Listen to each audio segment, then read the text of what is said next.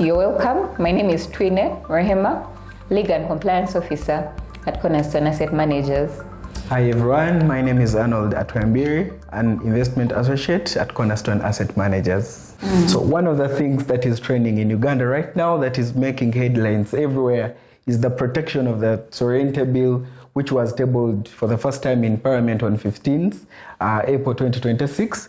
And right now we are here to see what will be the effects of this bill. And with us, as we have the legal officer at Cornerstone Asset Managers to help us understand this very well. Madam Rehema, can you please make us understand why would fund managers care about this bill?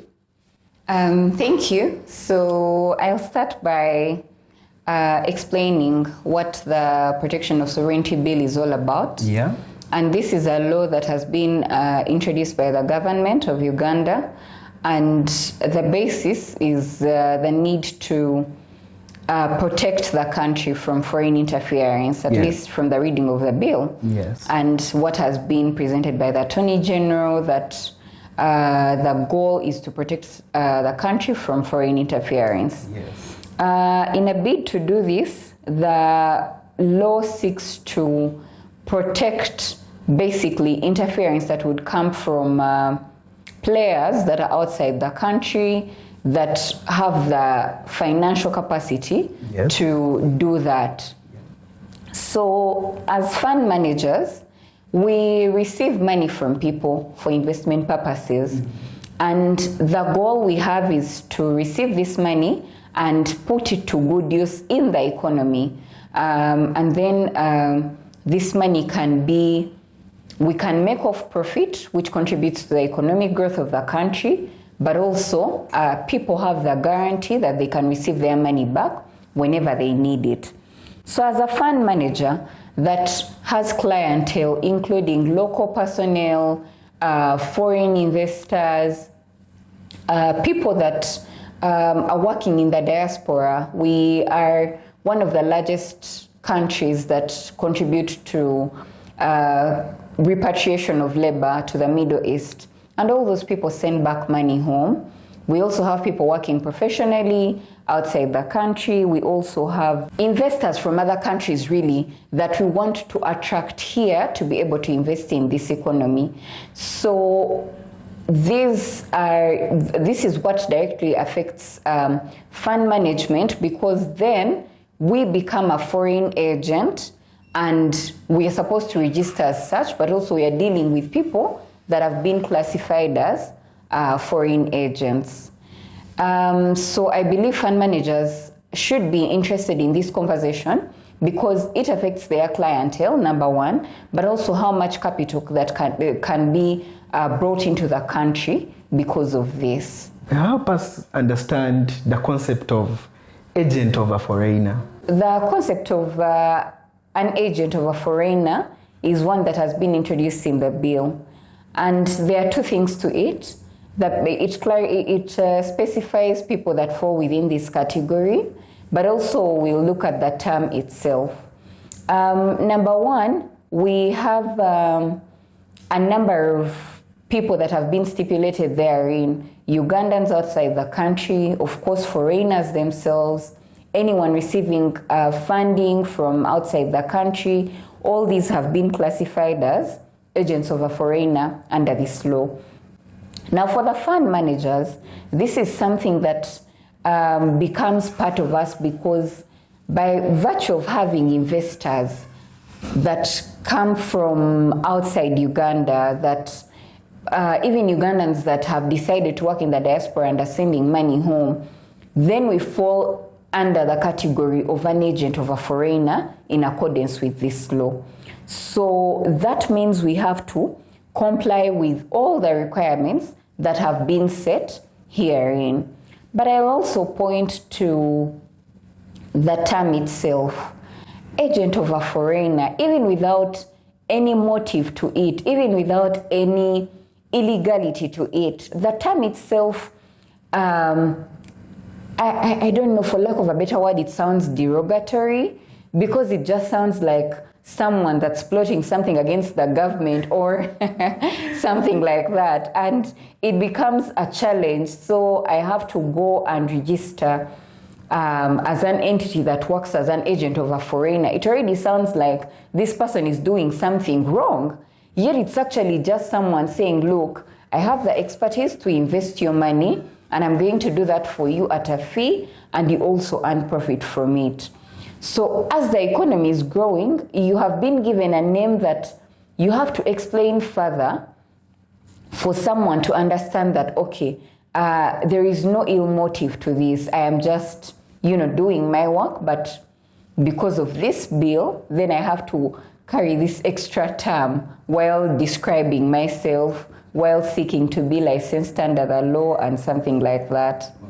The bill has set a threshold of the amount of money that has to come in with the approval of above which you have to seek approval of the minister through the department under the Ministry of Internal Affairs. There is seeking approval as the foreigner, number one, but also having been classified as a fund manager, as an agent of a foreigner, you also have to seek approval.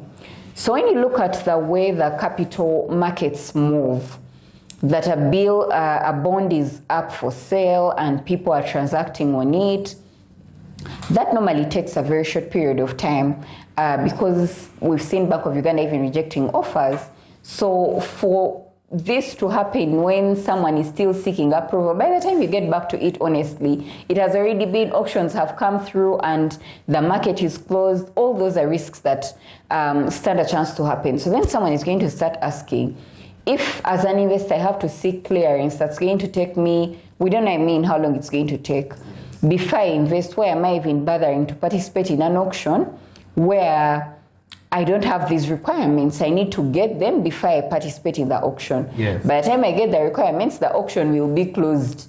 And so it is definitely going to slow down the way money is coming into the country, especially because it's going to require a prior process. And when someone has the money, we call it kusudia mugaga. You treat them nicely to get their money. So when you're making it harder for them to get money into the economy as an investor or anything like that, then it's definitely going to affect how the money gets to us. Wow, yes. Surely. Thank you.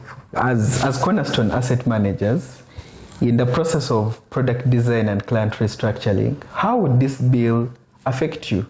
So product design as a concept for a business is normally informed by the need of a product, but also targeting a specific audience. When you're talking about product design and structuring, in this case, we'd be talking about products that have been designed to reach out to be accessible really by people outside the country.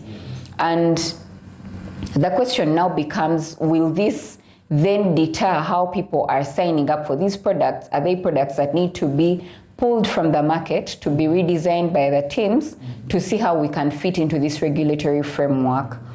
But also the other angle for this of this to the business is that we do send money outside the country.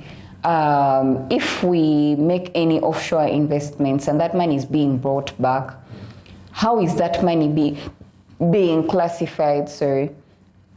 How is that money being classified? Is it money that is owned by us, so then it doesn't fall within that purview, or just because it has gone out for investment and it's being brought back, then we are obliged to report about that? So those are issues that are not clear according to this law, and are issues that you're going to have to revisit over time to ensure compliance. Also, the other angle to this is that once the products are hard to access because they require approval, then it becomes hard for people to sign up, and it would definitely affect the growth of the assets under management for the sector when it comes to growth. Yes, for the country. That's really well. What's the burden of operation and compliance from this bill? The bill would affect compliance and operation to the extent that we actually have to go ahead and report whenever we receive such a huge transaction. Yes. Remember, we've said the cap is at 400 million annually. Yes. So then that means whenever that money comes in, we have to report about it. We also have to seek approval for that money. Mm-hmm. So what's not clear is what happens to this money for the period you're seeking approval. But also being realistic from an operations point of view is that sometimes money comes in and the client is just comforted by the fact that this is a regulated entity and my money is not going to disappear. When you look at the requirements under the Protection of Sovereignty Bill, yes, you have to report the owner of this money, the reason they're investing, the source of the funds, among other things. Yes. So because the money has come in and I don't have that information, I may not report on it immediately. Yes. But then what's the repercussion of me not reporting on this money? It's that government can actually seize this money. Yes. Now that becomes a very tough position to be for both the fund manager and the investor, because before, the comfort is that my money is safe and I can get it anytime. But the government is now saying, if you can't report on the money, we can seize the money. So imagine someone sending you their money and you're like, I do not have it, someone has taken it. Number one, you've not fulfilled your obligation as a fund manager, but also this person's right to property under the Constitution has been violated, because no one can have their asset, should have their asset taken away like that without being adequately compensated, without being fairly heard on what the issue is. So again, compliance might be hard, especially in a timely manner where people send through money and they communicate later, or you expect the money today and it doesn't come through, and you have to collect all this information and hope that once you transfer it for approval, it's processed within a short period of time for that money to be invested. So I think it's going to be a hard toll on the compliance and operations end, and we really hope that as the bill progresses, these are things that can be looked into and adjusted accordingly. Okay. Mm-hmm. As we conclude, is there anything positive about this bill?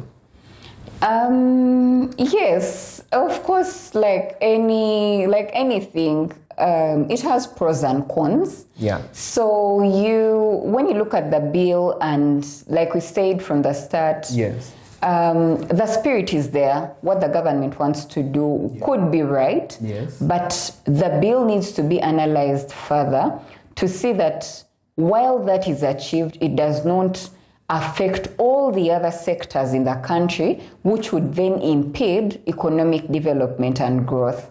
So the good thing is that the government has asked for the public's views. This is us sharing our views. Yeah. We hope that you will share yours, and at the end of the day, we add our voice on many others to ensure that at the end of the day, this bill aligns with the public and the growth of the country. Yes. That's how we all benefit from this. Sure. Thank you. Thank you so much.